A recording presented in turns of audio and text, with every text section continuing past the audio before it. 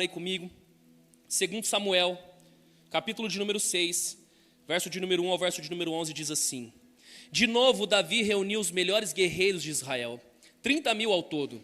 Ele e todos os que o acompanhavam partiram para Baalá, em Judá, para buscar a arca de Deus, a arca sobre a qual é invocado o nome do Senhor dos Exércitos, que tem o seu trono entre os querubins acima dela. Puseram a arca de Deus num carroção novo e o levaram da casa de Abinadab, na colina.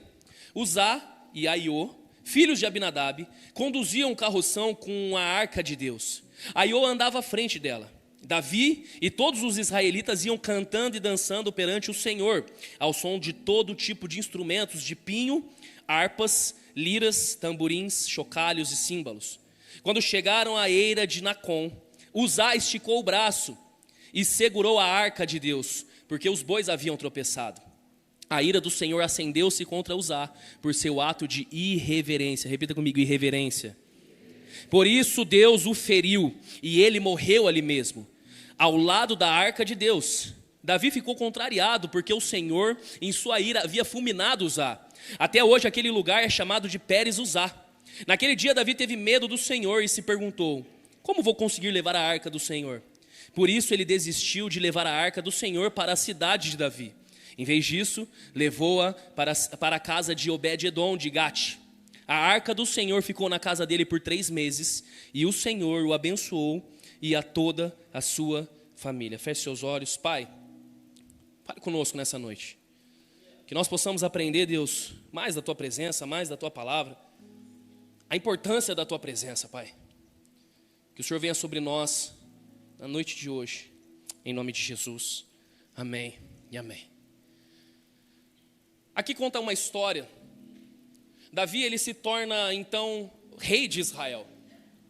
A arca da aliança, ela tinha sido levada embora no período de Eli. Eli tinha 2 filhos. Deus já tinha pretendido matar esses 2 filhos porque eles estavam brincando com a presença, brincando com a arca da aliança. Eles estavam profanando o templo, eles estavam fazendo tudo que era errado. Eles comiam da porção da gordura, dos holocaustos que eram oferecidos a Deus. Eles levavam as coisas de Deus de qualquer jeito. Eles não tinham nenhum tipo de reverência à presença de Deus. A arca da aliança, por si, ela representa a presença de Deus. Quando você vai estudar em Levítico sobre o lugar santo, o lugar santíssimo e o átrio, a Bíblia diz que no átrio ficavam os levitas, aqueles que cuidavam dos portões, aqueles que cuidavam de todos os sacrifícios que eram oferecidos no átrio. Mais para dentro existia o lugar santo, onde somente os sacerdotes podiam entrar. E existiam diversos sacerdotes na tribo de Levi, mas somente um sumo sacerdote. O sumo sacerdote, ele era aquele que estava acima e só ele tinha acesso ao Santo dos Santos. Quando a Duarte estava ministrando aqui, ela disse: o véu se rasgou e nós temos livre acesso a ele. Que acesso é esse? O acesso que foi retirado desse véu do sumo, que o sumo sacerdote entrava, o Santo dos Santos. Somente o sumo sacerdote tinha o direito de entrar no Santo dos Santos. A Bíblia diz que o Santo dos Santos era um lugar tão importante que ali estava a Arca da Aliança. A Arca da Aliança era como se fosse uma arca mesmo, 2 querubins com as asas aonde eles se encontravam. Ela era feita de madeira e coberta com ouro. O sumo sacerdote entrava uma vez por ano naquele lugar para oferecer sacrifícios e pedir perdão pelo pecado do povo. A Bíblia vai descrever que quando eles entravam com um sino. Porque caso tivessem pecado, quando entrassem na presença, eles eram mortos, o sino parava de bater, então eles puxavam por uma corda o sumo sacerdote, porque ele estava em pecado, ele morreu. Então o átrio era o acesso dos levitas, o lugar santo, o lugar dos sacerdotes tinham acesso. Mas o Santo dos Santos era onde estava a presença de Deus. A Bíblia diz que o Senhor Jesus, ele é o sumo sacerdote. Ele entrou nessa presença. Ele se ofereceu como sacrifício no meu e no seu lugar. O véu se rasgou de cima a baixo. Preste atenção nos detalhes. O véu não se rasga de baixo a cima. O véu se rasga de cima a baixo. Pastor, por que o véu se rasga de cima a baixo? Porque se fosse de baixo para cima, a ação do homem para com Deus. Mas quando é de cima para baixo, a ação de Deus para com o homem, só Deus pode rasgar o véu de cima para baixo, dizendo: eu anulo tudo, eu perdoo os pecados de vocês e agora vocês têm acesso ao Santo dos Santos. Estão entendendo? A Bíblia diz que essa arca foi levada para a terra dos filisteus. Ela ficou ali um tempo, e o tempo que ela permaneceu na terra dos filisteus, levaram para o lugar onde ficava o deus chamado Dagom. Dagom era o deus dos filisteus, então colocaram a arca do Senhor no mesmo templo de Dagom. E a Bíblia vai dizer que por 2 noites, quando eles entraram no templo de Dagom, os braços da estátua de Dagom tinham caído e a cabeça também. A presença do Senhor naquele lugar fazia com que qualquer outro deus que exista se prostrasse diante do Senhor dos senhores, o Deus Todo-Poderoso. Não existia ninguém adorando Ele ali, porque Ele não precisa da nossa adoração, Ele é soberano por si só, igreja. A mesma Bíblia vai dizer que alguns homens foram mexer na arca e foram abrir ela, e quando abriram, quase 30 mil homens morreram. Porque a presença é gloriosa. Essa presença é a presença a qual Moisés disse para o Senhor: deixa-me ver a tua face. E Deus disse para Moisés: se você ver a minha face, certamente você vai morrer. Então tome cuidado quando você diz que eu subirei ao monte do Senhor. Tome cuidado quando você diz que quer ver Ele face a face, porque para ver o Senhor é necessário que você morra. Você está disposto a morrer hoje? Você está disposto a morrer aqui dentro de você? Você está disposto a morrer para os seus gostos, para os seus quereres, para as suas vontades? Quando eles vêm, os filisteus veem que não tem o que fazer, eles pegam então uma carroça, eles colocam a arca numa carroça e eles enviam, e essa carroça vai até a terra dos judeus, chega em Israel, e eles deixam a arca da aliança na casa de um homem chamado Abinadab. A arca da aliança ficou na casa de Abinadab durante 20 anos, repita comigo, 20 anos. Davi então, ele começa o seu reinado, e ele diz assim: eu não começarei a reinar em Israel sem a presença de Jesus, sem a presença do meu Deus. Vamos buscar a arca. Aonde estava a arca? Na casa de Abinadab, durante 20 anos. Quem foi criado na casa de Abinadab? Um homem chamado Uzá e um homem chamado Aiô. Eles eram irmãos, filhos de Abinadab. Isso está escrito lá em 1 Samuel. Eles serviam ali na casa do seu pai. A palavra que diz como filho, ela também pode ser traduzida como descendente. Então não se sabe se ele era filho legítimo ou se Abinadab era avô daqueles meninos. Mas uma coisa é certa: aqueles meninos cresceram naquela casa e eles viam a presença de Deus, eles viam a arca da aliança todos os dias. Eles corriam, eles faziam as coisas e ali estava a arca. Durante 20 anos, a presença de Deus não estava mais no lugar santo, a presença de Deus estava dentro da casa de um homem. E as crianças começaram a crescer e começaram a ver aquilo lá. Uzá estava vendo aquilo lá. Uzá era um levita, ele fazia parte da tribo de Levi. E ele cresceu naquele ambiente, vendo a presença, vendo a arca da aliança. A primeira coisa que eu aprendo nesse texto: o grande problema da igreja, o grande problema nosso, é quando nós crescemos num ambiente onde tem a presença, porque nós podemos chegar ao ponto de se acostumar com a presença de Deus. Sabe qual é o grande problema nosso? Muitos que estão aqui se acostumaram com a presença de Deus. É só mais um domingo, é mais uma quarta-feira, é mais um culto, é mais um momento. Deixa eu te falar uma coisa: o que Deus tem para hoje é único para hoje, o que Deus tem para agora é único para agora, não é mais um culto, é o culto da tua vida. Só que nós entramos aqui sem nenhuma pretensão. Por quê, pastor? Porque eu já estou acostumado, vai tocar tantos louvores, depois alguém vai subir para orar, depois vai orar pelas crianças, o pastor vai fazer uma graça, e depois nós vamos para a palavra. Nós não podemos nos acostumar com a presença. Nós não podemos acostumar com esse ambiente de culto, achar que isso aqui é normal, achar que é só assim. Nós não podemos padronizar aquilo que é eterno. Não dá para colocar numa caixinha aquele que não tem lugar para colocar a sua própria existência. Ele é soberano, Ele é maior do que tudo, Ele não habita em templos feitos por mãos humanas. A terra é o estrado dos seus pés. Mas nós nos acostumamos, por quê? Porque aprendemos a fazer. Aprendemos a cantar, aprendemos a louvar, aprendemos a dançar, aprendemos a abrir culto, treinamos para isso. Eu sei a hora que eu levanto a minha voz e eu ajo e gero algo dentro do seu coração. E eu sei na hora que eu consigo te levar num ambiente de dor. Nós nos acostumamos com a presença. E a coisa mais triste que tem para uma igreja é se acostumar com a presença e levar isso como se fosse nada. Vir aqui mais um domingo, vir aqui mais um culto, achar que não tem nada de novo, achar que não tem nada de relevante. Deixa eu te falar uma coisa. A presença do Senhor Jesus é tão gloriosa que aquele que entendeu sobre a presença e acessa a presença, a tua vida é transformada imediatamente. Imediatamente. Paulo e Silas estavam na prisão. A Bíblia diz que eles estavam orando e cantando louvores ao Senhor. Acorrentados, tinham acabado de ser espancados, sangue escorrendo do seu corpo. Mas eles estavam cantando e louvando ao Senhor. E a Bíblia diz, e meia-noite, de repente, as cadeias se quebraram. E imediatamente todo o prédio começou a tremer. Quando você acessa a presença de Deus, você está apto a viver o de repente e o imediatamente de Deus na sua vida. O problema é que nós nos acostumamos com a presença.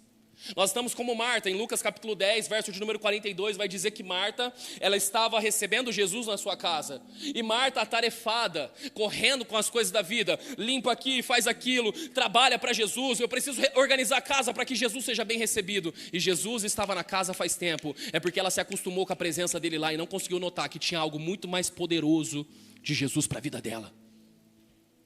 Deixa eu te falar uma coisa, não seja um frequentador de igreja.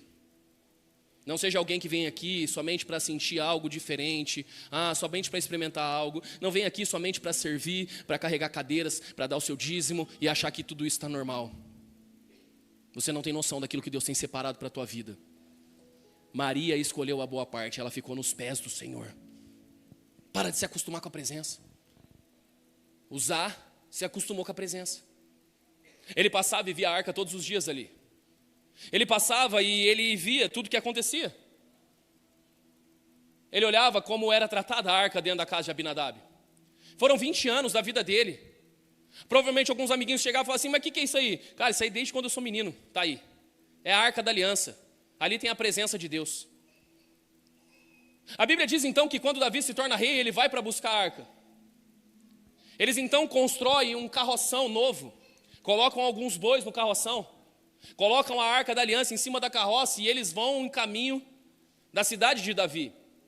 Eles vão celebrando, cantando, adorando, porque a presença está indo para o lugar que ela deveria estar. A presença está indo para a cidade do rei. Então começa uma festa, igreja. Só que de repente, no meio do caminho, um dos bois tropeçam. E quando o boi tropeça, aquele que estava acostumado com a presença, aquele que estava acostumado com as coisas, ele vai e estica a mão. Quando ele estica a mão, a Bíblia diz que ele é fulminado e morre. Pastor, como pode? Que Deus mau é esse? Por que Deus permitiu a morte desse homem? Existe uma palavra que nós lemos aqui, e essa palavra diz irreverência. Sabe qual é o maior problema da igreja? Não é ter se acostumado com a presença. O maior problema da igreja é tratar a presença com irreverência. Não ter respeito, não ter honra pelo Senhor. Deixa eu te fazer uma pergunta. A atitude de levar a arca para a cidade de Davi era uma atitude correta, sim ou não? Só que há a possibilidade de você fazer as coisas certas da maneira errada. Pastor, por que da maneira errada? Porque para carregar a arca tinha uma forma de carregar ela. A arca ela não poderia ser transportada por carroção com bois. A Bíblia vai dizer que todo levita, principalmente da tribo dos coatitas, eles eram aptos para transportar a arca. Qual era a forma de transporte da arca? Eles tinham que colocar 2 varões, 2 bastões, entendam assim? E eles colocavam nas argolas em volta da arca e carregavam em seus ombros. Enquanto eles davam 6 passos, um sacrifício era oferecido ao Senhor. Eles ofereciam um sacrifício, depois davam mais 6 passos e outro sacrifício era oferecido. Ninguém poderia tocar na arca, é o que diz em Deuteronômio. A Bíblia diz que aquele que tocasse na arca certamente morreria. A pergunta que eu faço para você, sabia dessas informações, sim ou não, igreja? É provável que sim. Nós não conseguimos afirmar com toda certeza, mas é provável que sim, porque ele nasceu num berço levítico. E todos os levitas eram obrigados a estudar a Torá. Até os seus 12 anos de idade, eles sabiam tudo sobre a Torá. Os levitas, eles não tinham terra em Israel. Eles não conseguiram herança, eles não iam para guerras, então a única função deles era estudar e aprender sobre a presença, sobre como manter a chama acesa, sobre como não deixar a lenha apagar, sobre como cuidar dos utensílios do templo, sobre como derramar o óleo na onde tem que ser derramado, oferecer os sacrifícios. Então, provavelmente Uzá sabia da lei, provavelmente ele sabia que não podia tocar, mas qual é o grande problema? O problema é que quem se acostuma com a presença, quando está na presença, torna ela com irreverência. É por isso que você está aqui no culto, mas você está mexendo no celular. É por isso que você está aqui no culto e você fica levantando para ir no banheiro e tomar água toda hora. Porque você não consegue entender que quando Deus está falando, nós temos que nos calar e prestar atenção na voz dele. É por isso que muitos que estão no culto estão tentando ver os gols do seu time, para saber se o seu time está indo bem ou está indo mal. É por isso que você está tentando fazer figurinha agora, de alguém.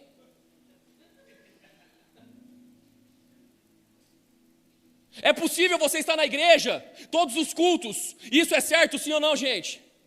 Mas estar aqui da maneira errada.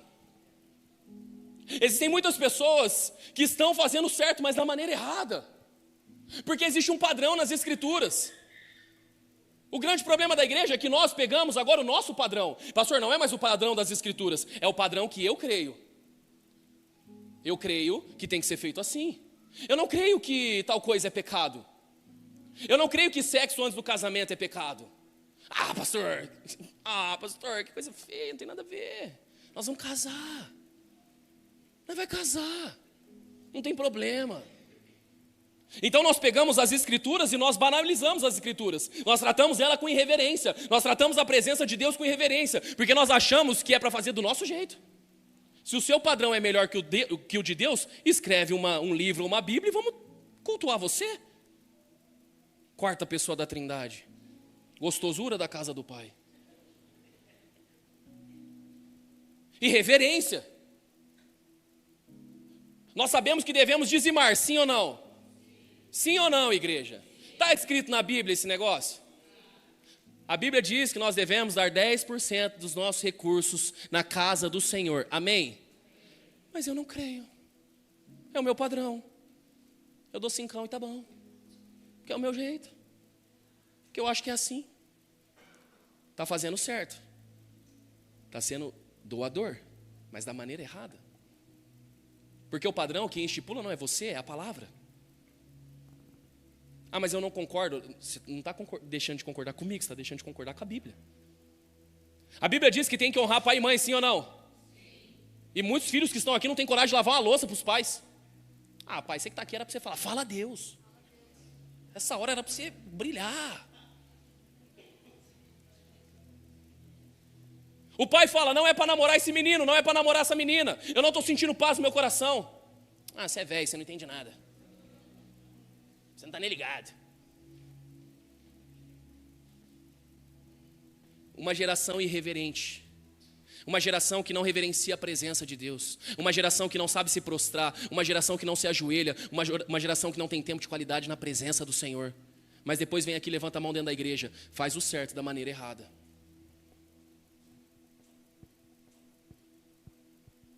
Nós estamos vivendo dias difíceis como igreja. Só queremos servir. Eu também não, Siri, desculpa, eu também não sei o que dizer.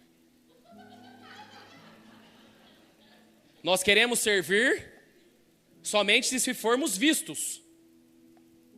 Ninguém mais quer lavar banheiro dentro da igreja, ninguém mais quer varrer um chão, ninguém mais quer organizar uma cadeira. Ninguém mais quer trabalhar no ministério. A única coisa que eu quero, pastor, eu quero pregar, eu quero mostrar o meu talento, eu quero mostrar a minha eloquência.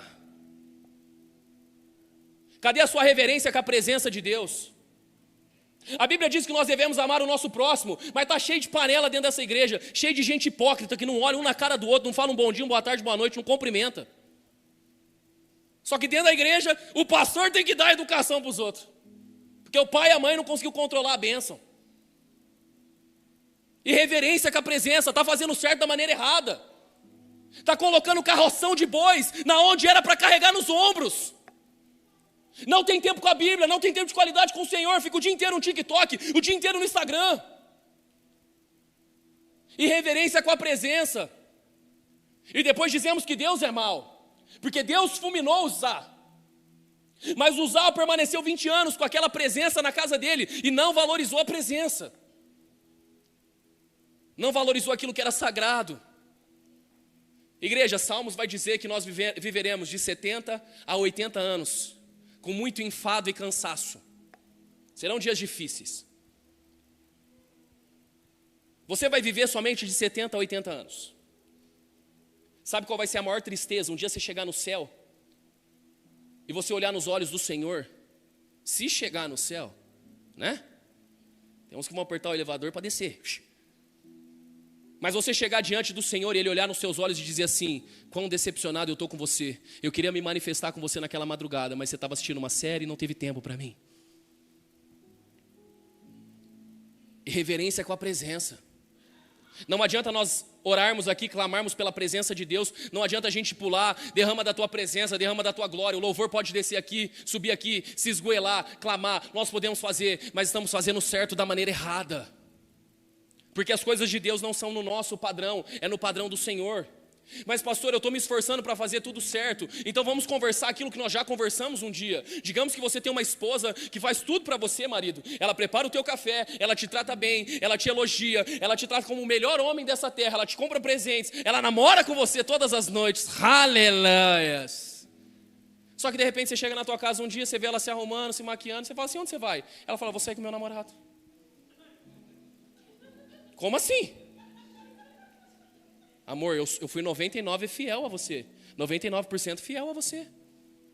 Mas aquele 1% é com o outro. Você aceitaria uma noiva assim? Sim ou não? Sim ou não? Homens, pelo amor de Deus. Essa parte você fala não, tá? Homens, você aceitaria uma mulher assim? Sim ou não? Então por que nós achamos que o Senhor tem que aceitar uma noiva assim?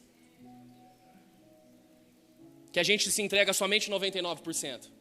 Pastor, eu estou na igreja, eu dou meu dízimo, eu trabalho, eu me esforço, eu faço tudo na casa do Senhor, eu estou aqui a todo momento.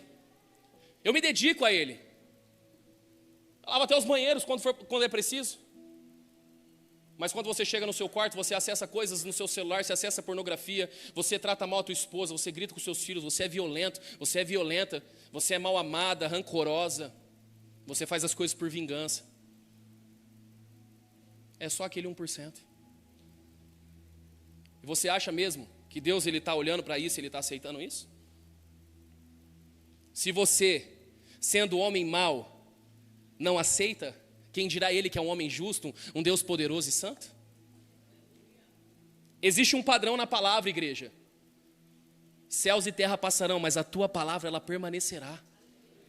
Não importa o que estão dizendo, não importa como estão dizendo, a palavra ela é imutável, a palavra ela permanece, a palavra ela não se atualiza, a palavra ela não tem que dar um jeitinho. Vamos tirar esse versículo que não faz mais sentido. Ainda faz sentido, mesmo que a Bíblia esteja dizendo que elefante vai voar. Eu creio, porque está na Bíblia. Mas isso não está na Bíblia, tá? Ainda que estivesse, eu estou falando, tá bom? Senão vocês vão falar: nossa, pastor, elefante voa. Tem uns irmãos do Raquel de Queiroz aqui, nós estamos conectando.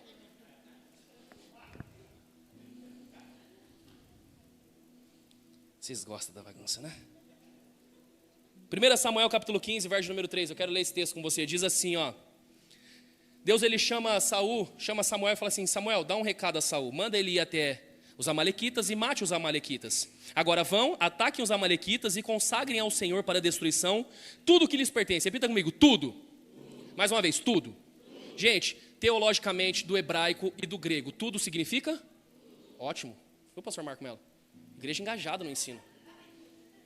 Tudo significa tudo. Consagrem tudo o que lhes pertence. Não os poupem. Matem homens, mulheres, crianças, recém-nascidos, bois, ovelhas, camelos e jumentos. Verso de número 9 diz que Saul ele vai para a guerra. Mas Saul e o exército pouparam Agag e o melhor das ovelhas e dos bois, os bezerros gordos e os cordeiros. Pouparam tudo o que era bom, mas tudo o que era desprezível e inútil, destruíram por completo. A Bíblia diz então que Samuel vai trocar uma ideia com Saul. Ele chega para Saul e fala assim: Saul, a gente não tinha um combinado? Não era para você destruir tudo? Sabe qual é a resposta que ele diz? Verso de número 13. Quando Samuel o encontrou, Saul disse: o Senhor te abençoe, eu segui as instruções do Senhor. Sabe qual é o grande problema que nós vemos aqui? Essa é a igreja dos dias de hoje. Faz o certo da maneira errada. Uma geração desobediente. Diz que vai fazer e não faz. A Bíblia diz assim, ó, que o seu sim seja sim e que o seu não seja não. Se Deus mandou matar tudo, por que Ele poupou o melhor? Esse é o grande problema nosso, igreja. Estamos dentro da igreja vendo oportunidades a qual nós possamos sugar as pessoas. Opa, deixa esse aqui ser meu amigo, que esse aqui tem grana. Opa, deixa esse aqui ficar perto de mim. E os outros, despreza, tira. Não. Uma igreja interesseira. Uns crentes chupim.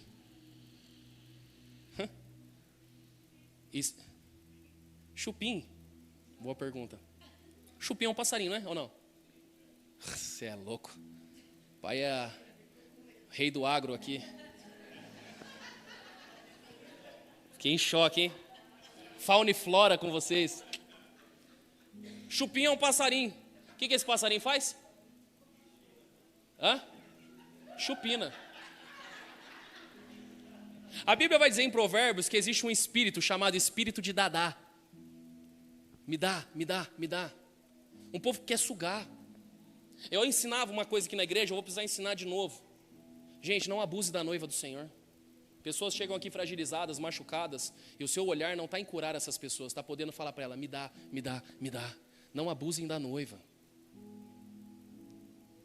Eu, como pastor dessa igreja, eu tenho orgulho de dizer que eu nunca peguei R$1 das pessoas da igreja, eu nunca abusei de ninguém. A minha esposa passou por um tratamento de câncer aqui na igreja, nós não fizemos uma oferta, nós não fizemos uma campanha para arrecadar dinheiro. Porque aquele que nos levantou, Ele é fiel para nos sustentar. Gente, vocês têm noção que esse microfone, ele tem tanto poder hoje, que se eu subir aqui e começar a chorar e falar que eu estou passando por uma dificuldade, eu consigo, pelo menos, no mínimo, levantar de 10 a 20 mil reais de oferta nessa igreja hoje. Sabe qual é o grande problema? Eu posso contar uma história certa, mas da maneira errada. As igrejas estão cheias de pastores que estão fazendo isso. Isso dá uma tristeza. Pastor Anderson Silva, ele postou um podcast e disse: 10% dos pastores da nossa nação serão salvos, o resto vão tudo para o inferno. Sabe por quê? O pastor gosta de dinheiro, o pastor gosta de poder, o pastor gosta de fama. É só você entrar na internet que você vai ver igreja guerreando com igreja. Deveríamos estar guerreando com o inferno, mas estamos falando mal das pessoas.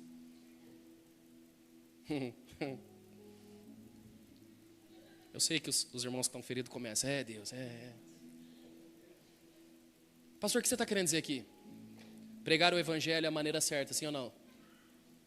Pregar o evangelho é certo, sim ou não? Mas pode acontecer da maneira errada. Sabe o que Saul está falando? Eu fiz o que o Senhor mandou. Não, você não fez o que o Senhor mandou. Você usou para os seus próprios interesses. Pare de fazer as coisas pelos seus próprios interesses.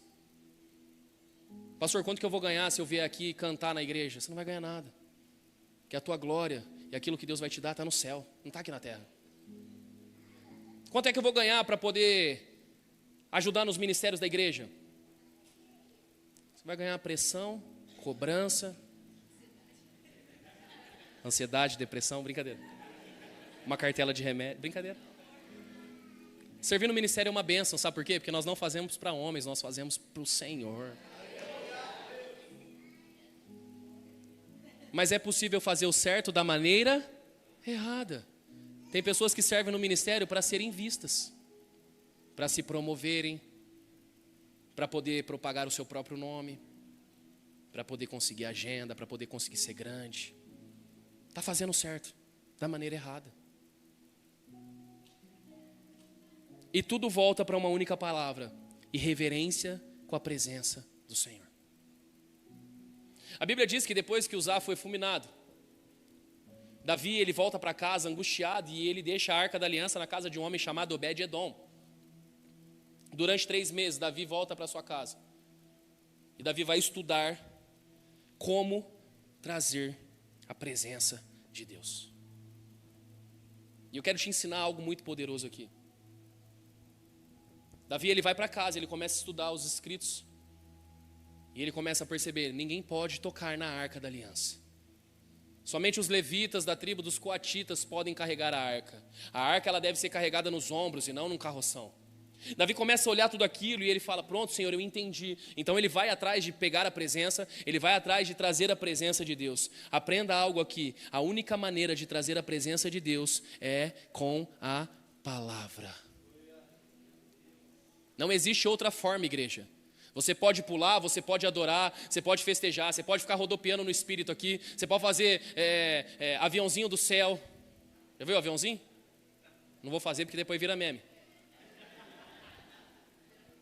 Você pode fazer aviãozinho, você pode fazer o que for. O que mantém a presença em cima dos ombros é a palavra.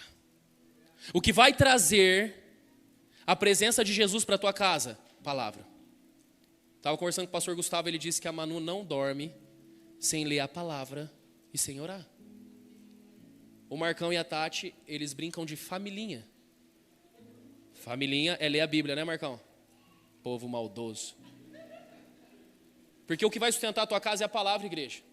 A pergunta que eu faço para você, quando é que você para ler a palavra na tua casa junto com a sua família? Você está clamando pela presença dentro da tua casa, mas você não consegue levar a presença nos ombros? Você não tem tempo com a palavra? Você não tem tempo com as escrituras? Aprenda uma coisa. Se você quer viver um avivamento, é necessário a palavra na tua vida, senão tudo que você faz dentro de uma igreja é só entretenimento. É só emocional. Pastor, eu quero sentir algo diferente. No final, sobe aqui comigo. Tem uma tomada, nós colocamos seu dedo ali, você vai sentir algo diferente. Agora você quer ser cheio do Espírito Santo. Palavra. Porque a palavra, ela penetra dentro do teu coração e ela começa a abrir dentro de você. E começa a sair as verdades de dentro de você. Começa a escorrer de dentro de você todo o pecado, toda a sujeira, tudo aquilo que não presta. É a palavra que vai dizer que mentir é pecado. É a palavra que vai dizer que adultério é pecado. É a palavra que vai dizer que você não deve se dormir com a tua noiva antes do matrimônio, antes do casamento. É a palavra que vai te orientar e te direcionar dizendo, não deixe o sol se pôr sobre a ira. Perdoe quem tem que perdoar. É a palavra, igreja. Quer ser cheio do Espírito Santo, mas não tem a palavra. Então você só é, como diz a Bíblia, sepulcro caiado. É bonito por fora, mas por dentro está morto. Você quer ser cheio do Espírito Santo hoje? Você precisa permitir que a palavra tome o teu coração. Ser cheio do Espírito Santo não é ter mais dele. Ser cheio do Espírito Santo é ele ter tudo de você. Você está preparado hoje para falar, eu me rendo, eu abro mão de tudo? Davi então vai na casa de Obed-Edom.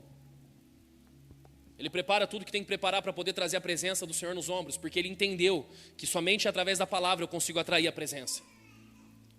Mas quando ele chega na casa de Obed-Edom, ele descobre algo poderoso. O texto diz assim, 2 Samuel capítulo 6, verso número 11. A arca do Senhor ficou na casa dele por 3 meses. Repita comigo, 3 meses. Quanto tempo ficou na casa de Abinadab? Quanto tempo ficou na casa de Obed-Edom? E a Bíblia vai dizer, e o Senhor o abençoou e a toda a sua família. Eu quero liberar algo para a tua vida. Você só vai viver em dias aquilo que demoraria anos, se você valorizar a presença de Deus. A Bíblia vai dizer que a arca ficou na casa de Abinadab e não aconteceu nada, mas ela ficou na casa de Obed-Edom e milagres aconteceram. Sabe o que foi que diferenciou de não acontecer milagres aqui e acontecer milagres aqui? Valorizar a presença, ter reverência pela presença. Com certeza, quando a arca chegou, Obed-Edom ficou tão apaixonado pela arca, ele começou a contemplar a presença, ele começou a ver coisas que ninguém aqui nunca viu, ele começou a ouvir barulhos de lá de dentro que ninguém nunca ouviu. A presença estava ali na casa dele. Milagres começaram a acontecer. Milagres começaram a acontecer, bênção do Senhor começou a ser liberado da vida dele, algo extraordinário começou a acontecer, tanto que quando Davi leva a arca, a Bíblia diz que Obed-Edom pega toda a sua família e vão junto, e eles se mudam para a cidade de Davi, por causa da presença. Se coloca de pé em nome de Jesus, eu quero orar com você.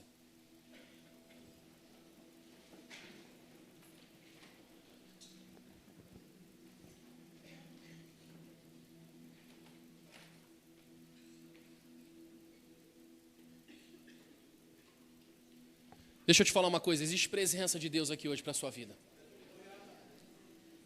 O que custa a igreja entender, que eu estou tentando explicar aqui na igreja, já faz acho que uns 10 cultos que eu estou pregando isso. Por favor, entenda isso, igreja. Não são os seus métodos. Faz uma experiência com Deus, está iniciando um novo ciclo. Está iniciando um novo semestre agora. Um novo semestre está iniciando. A Bíblia ela é muito clara sobre a lei da primeira menção. Vocês já ouviram falar sobre isso? Primeira menção, a primeira vez que é mencionado algo na Bíblia. As primeiras atitudes, as primeiras palavras, se chama lei da primeira menção. Preste atenção numa coisa, quando você acorda, a primeira coisa que você faz, ela determina como vai ser o seu dia. As primeiras coisas que você entrega ao Senhor, as suas primícias. Abel e Caim, um foi morto, porque ficou com inveja do irmão, porque um entregou das primícias, entregou das primeiras coisas. O outro entregou daquilo que sobrava. E Deus aceitou a Abel e a sua oferta, mas a Caim e a sua oferta Deus não aceitou. Primícias, primeira menção. Está iniciando hoje um novo semestre. Esse é o primeiro culto do segundo semestre. O primeiro culto de um novo ciclo na sua vida. Como começa hoje é determinante para como vai ser os próximos dias. Como é que você vai começar esse ciclo? Eu quero te dar um único conselho. Abandone os seus métodos, abandone as suas estratégias, abandone os seus achismos, abandone o seu padrão e inicie na presença. Um dia eu estava num culto e eu falei, Senhor, eu quero a tua presença, eu quero ser cheio do teu Espírito Santo. Eu me ajoelhei no meu lugar, o louvor começou a tocar e eu falei, eu não saio dessa igreja enquanto o Senhor não falar comigo. Você é louco para fazer isso hoje? Te deixo com a chave da igreja numa boa. Você pode dormir aqui hoje. Como é que você vai iniciar o seu semestre? Você veio buscar o que aqui hoje? É milagre? Pastor, eu quero as bênçãos. Eu estou te dando a resposta de tudo. Obed-Edom valorizou a presença e milagres aconteceram na tua casa. Existem lugares que a presença vai te colocar muito mais rápido. Abinadab ficou 20 anos com a presença, mas não discerniu e não entendeu a presença. Ficou 20 anos e nada aconteceu na vida dele, igreja.